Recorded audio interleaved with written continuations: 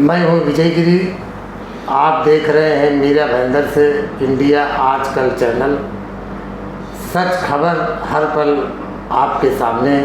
ताज़ा तरीन खबरों को देखने के लिए इंडिया आजकल पे बने रहें। आज हमारी मीरा भाईंदर 145 विधानसभा क्षेत्र के 3 बार के नगर सेवक, प्रखर समाज सेवक, स्टील व्यवसाय में बढ़ चढ़ कर लोगों की मदद करने वाले, जन जन के हितैषी श्री हंसु कुमार पांडे जी हैं। आगामी चुनाव की आचार संहिता जल्द ही लगने वाली है। पांडे जी विधानसभा चुनाव में अपनी भागीदारी स्पष्ट कर चुके हैं, जो यहाँ से चुनाव लड़ने की अभिलाषा व्यक्त कर चुके हैं। हम श्री हंसु कुमार पांडे जी से जानने का प्रयास करेंगे कि आगे किस तरह की रणनीति आप अपना रहे हैं, लोगों के साथ किस तरह से मेल मिलाप के साथ आप विधानसभा चुनाव लड़ना चाहेंगे। श्री हंसु कुमार पांडे जी।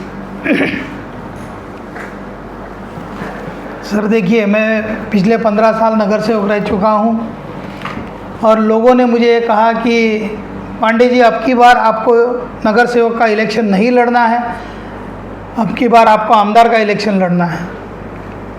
मुझ में जो ऊर्जा आई है वो मेरे समाज के, मेरे शुभ चिंतक लोग जिन्होंने मेरे बारे में इतना अच्छा सोचा, उसी की वजह से आई है।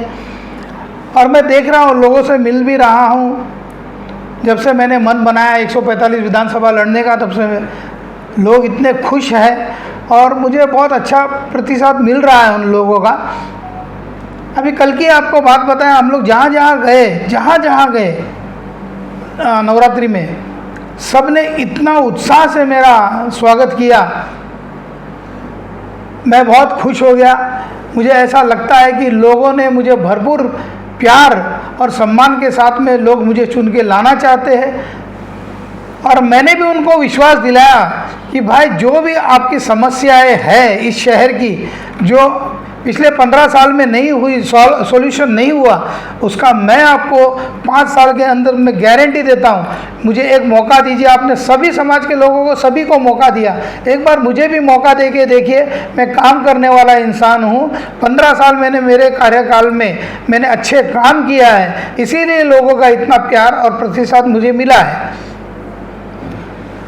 जी, दूसरी चीज़, 145 विधानसभा क्षेत्र उत्तर भारतीय बाहुल्य क्षेत्र है। अभी तक इस विधानसभा से किसी उत्तर भारतीय को तवज्जो नहीं मिला है। पहली बार आप उत्तर भारतीय हैं जो इस विधानसभा क्षेत्र से इस मैदान में उतर रहे हैं। उत्तर भारतीयों का किस प्रकार का प्रतिसाद आपके साथ है? सर, मेरा समाज, मैं उत्तर भारतीय समाज से ही हूँ और मेरा समाज पूरी तरह से मेरे साथ है, ये मुझे विश्वास है। क्योंकि मैं जहाँ भी जाता हूँ, उत्तर भारतीय समाज ही नहीं, व्यापारी वर्ग भी, गुजराती, मारवाड़ी, मराठी, मुस्लिम्स, मैं देखता हूँ कि सब के सब इतने उत्साहित हैं कि भाई पहली बार उत्तर भारतीय किसी ने ऐसे हिम्मत किया है और एक अच्छे इंसान ने हिम्मत किया है। उनका कहना ये है कि पांडे जी आपने हिम्मत किया है, हमारे लिए सबसे बड़ी बात है। क्योंकि इतने ईमानदार से काम करने वाला आप, मेरे ऊपर 1 रुपये का भी करप्शन चार्जेस नहीं है, 1 रुपये का भी लांछन नहीं है। इसलिए लोग खुश है, उसे हर एक समाज के लोग खुश है कि हंसु कुमार पांडे जैसा व्यक्ति अगर आमदार बन के आता है तो हमारी मैक्सिमम समस्याएं सॉल्व हो जाएगी।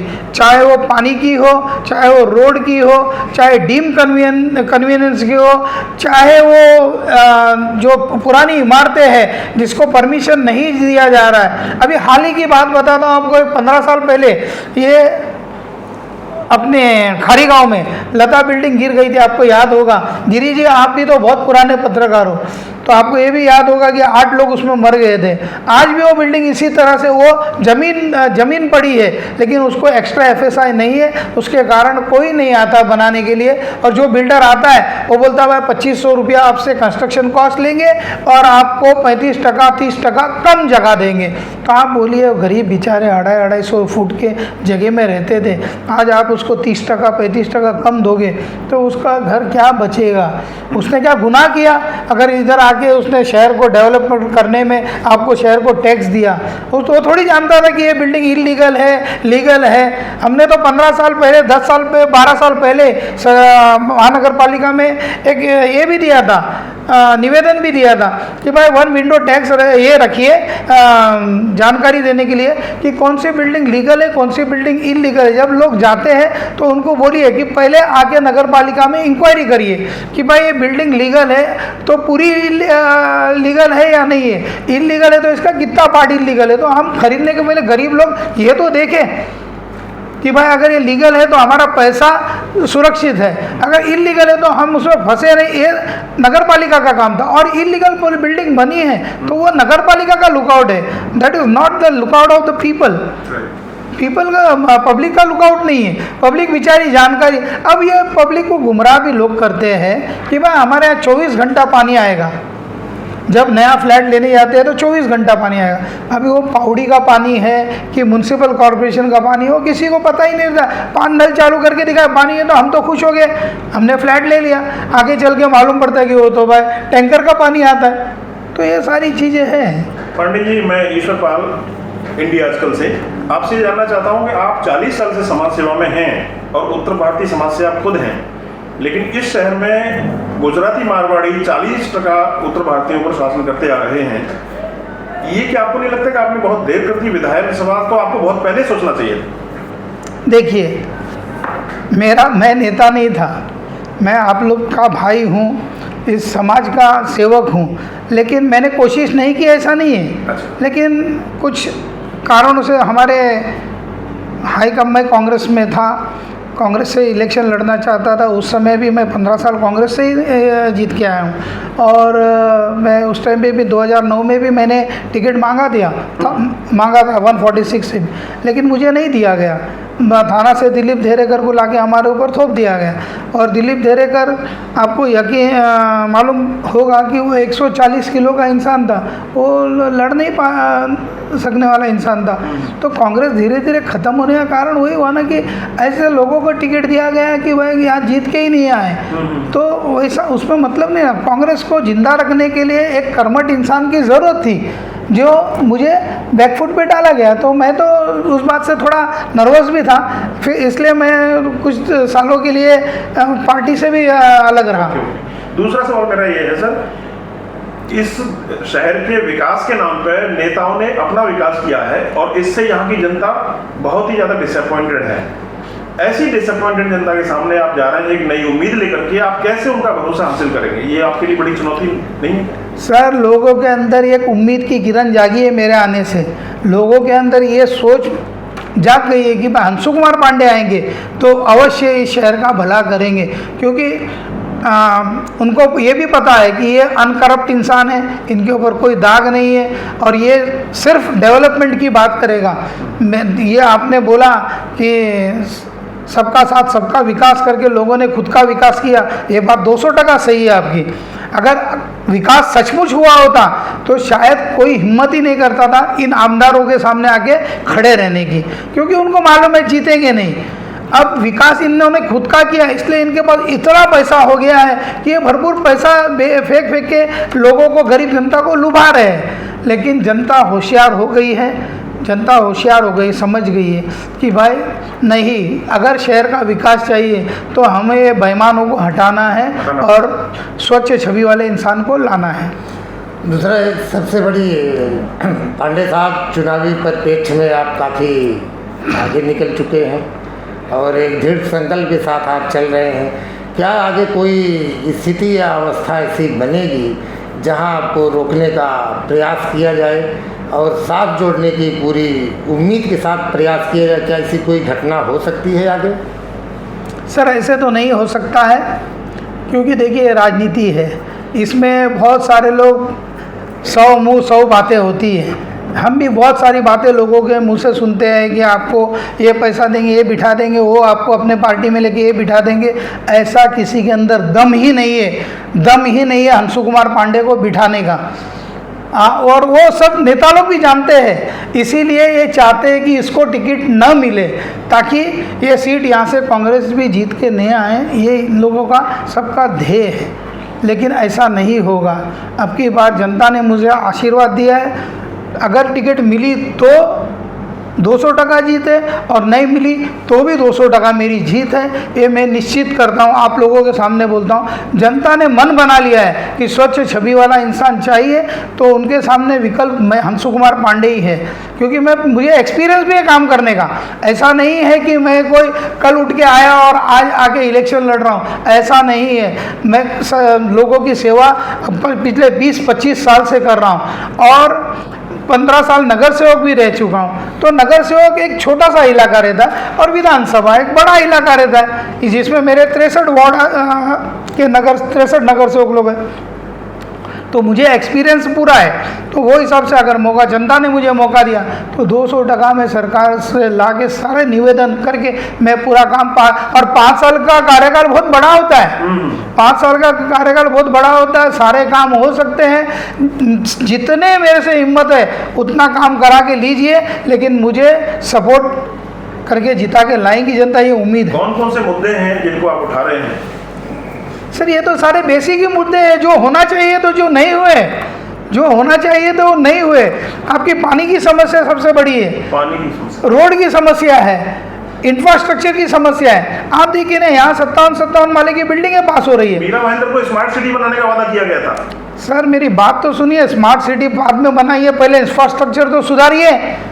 थोड़ा सा बारिश गिरता है तो आपकी रोड की स्थिति देखिए क्या होती है, पानी भर जाता है, पानी का निकास नहीं है, गटर वैसे भर जाते हैं, लोगों के अंदर बीमारियां फैल जाती है। ये शहर इतना खूबसूरत शहर बन सकता है। आप उत्तन देखिए ना, उत्तन में डंपिंग ग्राउंड बना के रखे, वही उत्तन मिनी गोवा बन सकता है, एक पर्यटन शहर बन सकता है। क्यों नहीं बन सकता है? करने की इच्छा होना चाहिए ना, करने की इच्छा होना चाहिए। मैं करके दूंगा ना सर ये चीज़। दूसरा एक सबसे बड़ी समस्या मीरा भाईंदर में है हाकर फेरी वालों की, जो बड़ी तादाद में हाकर्स हैं, फेरी वाले हैं। स्टील व्यवसाय में जहाँ से आप जुड़े हैं वहाँ के मजदूर हैं। इन लोगों को 2005 के GR आने के बाद भी इनको अस्थायी स्थान मिल पाया है। नेताओं से आश्वासन और केवल भरोसा ही मिला है। इस मुद्दे पर इनकी आप क्या सहयोग करें? सर बेचारे फेरी वाले सब गरीब हैं। आप सोचिए, अगर फेरी वाला नहीं रहेगा तो हम लोगों को सब्जियां कौन ला के देगा? जो बेचारे रात भर जागते हैं, सुबह सब्जी लेके आते हैं, सुबह लगाते हैं और आपको फ्रेश सब्जी देते हैं, दूध मिलता है, फ्रूट्स मिलते हैं। ये सब्जी वाले लोग के ऊपर इतना ज़्यादा अत्याचार है ना। मैं पिछले कई सालों से सुन रहा हूँ कि फेरी वालों के लिए मार्केट बन गया, मार्केट बन गया, मार्केट बन गया। लेकिन मार्केट में जो पुराने 25-25, 30 साल से लोग फेरी लगाते हैं रोड पर, उन लोगों को अलॉटमेंट दे के उनको आपसे टैक्स लगा के ईयरली उनका जो भी होता है टैक्स वो लेना चाहिए, ना कि आप उनको 60 रुपये की पावती दिया, अभी उनको 90 रुपया कर दिया और इतने बाउंसर आके खड़े हो जाते कि जैसा इन लोगों के बाप का राज चल रहा है। इतनी दादागिरी हो गई है, इतनी दादागिरी हो गई। ठीक है, एक गाइडलाइन बनाइए, एक रोड पे भी अगर हॉकर्स बैठते हैं तो उनको एक लाइन बनाइए। आप लोग क्यों ये जो ऑक्शन करते हैं उस टाइम पे आप लोग क्यों नहीं बोलते कि भाई ये लाइन के अंदर बैठा हो, उसी को हॉकर मार जाएगा, उससे ही आप पावती वसूल करो। आप आगे से आगे लगाते हैं उन लोगों को और आप उनसे पैसे वसूल कर रहे हैं और लोगों को, पब्लिक को भी त्रस्ती कर रहे हो ना। आप फेरी वाले को भी त्रस्त करते हो, पब्लिक को भी त्रस्त करते हो। जनता ने आपको अपना आशीर्वाद दिया और यहाँ के विधायक के रूप में चुना, तो मुख्य रूप से प्राथमिकता उनके लिए और इस शहर के लिए आपकी तरफ से क्या होगी? सर देखिए, सबसे पहले मैं महिलाओं के लिए एक अच्छा हॉस्पिटल का प्रोविज़न करना चाहता हूँ, जो इस शहर में नहीं हुआ। इस शहर में लोग सिर्फ सामाजिक कार्यक्रम जगह है, मैं किसी का आस्था से नहीं खेलता हूँ। इतने बड़े बड़े सब बाबाओं को लाते हैं, खर्चा करते हैं, उसका मेरा विरोध नहीं है। लेकिन जो ये पैसा खर्चा करते हैं ना, इन्होंने कहाँ से ये पैसा है? सब ये हमारी जनता का पैसा है ना। जनता का पैसा आप लुटा रहे हो, आपकी पॉपुलैरिटी के लिए लुटा रहे हो, लेकिन जनता इतनी बेवकूफ़ नहीं है। अब ये एक मुद्दा आया था अभी 3-4 दिन पहले की बात है, कत्ल खाने का। कत्ल खाना देखिए इस शहर के लिए आवश्यक चीज़ नहीं है। लोग, मैंने पहले भी बोला कि लोग मांस, मच्छी, मटन खाते थे, खाते हैं, खाते रहेंगे। उसके लिए पहले कत्ल खाना था क्या? ज़रूरत नहीं थी, ना था ना ज़रूरत है। तो उनको अपना काम करने दीजिए, आप अपना काम कर लीजिए। 40 करोड़ की निधि जो आई है, जो आपके पास इतना अच्छा हॉस्पिटल है टेम्बा, लेकिन उसको और अच्छा फैसिलिटी देकर, उसके अंदर और इंस्ट्रूमेंट अच्छे बढ़ाकर आप लोगों की सुविधाएं बढ़ाइए, बच्चों के लिए अच्छे गार्डन्स बनाइए। गार्डन्स, प्लेग्राउंड किधर है बच्चे लोगों के लिए? जो भी है वो सब कॉन्ट्रैक्ट बेसिस पे आपने दे दिया। हाँ, तो गरीब के बच्चे कहाँ से? जब एनवायरनमेंट नहीं सुधरेगा तो बच्चे कभी भी उनका फिजिकल फिटनेस अच्छा नहीं रहेगा। एक आखिरी सवाल, मीरा भाईंदर 145 विधानसभा क्षेत्र की जनता से आप क्या अपील करना चाहेंगे? जनता से यही अपील है कि भाई, मैं तो विनती कर रहा हूँ जनता से कि स्वच्छ छवि वाले इंसान को चुनकर लाइए और शहर 5 साल में कैसे विकसित होता वो देखिए। अगर नहीं हुआ तो मुझे आप मेरे घर पर आके बैठ सकते हो कि पांडे, अब मेरा ये वीडियो जो मैं बोल रहा हूँ, ये आपके पास रिकॉर्डिंग तो रहेगा ना? हाँ, तो ये चीज़ का आप उसको बोल सकते हो कि भाई अंशु कुमार पांडे ने बोला था 5 साल में ये काम करके देगा, किया नहीं, तो अंशु कुमार पांडे ने गलत किया। और मेरे बारे में मैं आपको बताता हूँ, मुझे कभी भी करप्शन का लोभ ही नहीं था, ना कभी 1 रुपया लेने का। मैं तो अपने पैसे दान करता था, इसलिए लोगों के अंदर मेरा इतनी पॉपुलैरिटी बनी। इसीलिए मैं जाकर लोगों ने मुझे बोला कि नहीं, आपको पॉलिटिक्स में आना चाहिए। फिर 2002 में मैं चुन के आया। मैंने विलासराव देशमुख के टाइम पे 97 में शायद वो भूकंप आया था लातूर, तभी मैंने मेरे पर्सनल 51,000 रुपये उनको डीडी दिया था। 97 में 51,000 रुपया बहुत बड़ी बात होती है। तो मैं पहले से समाज का सेवक हूँ, समाज का सेवक ही बन के रहना चाहता हूँ। मुझे कोई नेता बनने का शौक़ नहीं है, लेकिन आप लोग मुझे चुन के लाइए और मेरे से काम लीजिए। सर, एक आखिरी सवाल मेरी तरफ से भी, ये एजुकेशन का यहाँ पर बहुत बुरा हाल है। सरकारी स्कूलों की कोई, सरकारी स्कूल या हायर एजुकेशन की कोई यहाँ पर ऐसी व्यवस्था नहीं है। देखिए, ये तो आप भी पत्रकार, आपको सबको मालूम है कि यहाँ निजी स्कूल इन लोगों की है, इसीलिए एजुकेशन का स्तर भी नहीं बढ़ाना चाहते। इन लोगों ने कभी उस तरफ सोचा ही नहीं है कि भाई म्यूनसिपल कॉरपोरेशन को स्कूल को बढ़ावा देना चाहिए, उसको उनके टॉयलेट बाथरूम अच्छे होने चाहिए, CCTV लगना चाहिए सब स्कूल में, और स्कूल SSC तक होना चाहिए, अच्छा कॉलेज बनना चाहिए म्यूनसिपल कॉरपोरेशन की तरफ से। आपने, हमारे पास जगह बहुत है, लेकिन वो जगह आरक्षण सब ये लोग बेच देते हैं बिल्डरों को।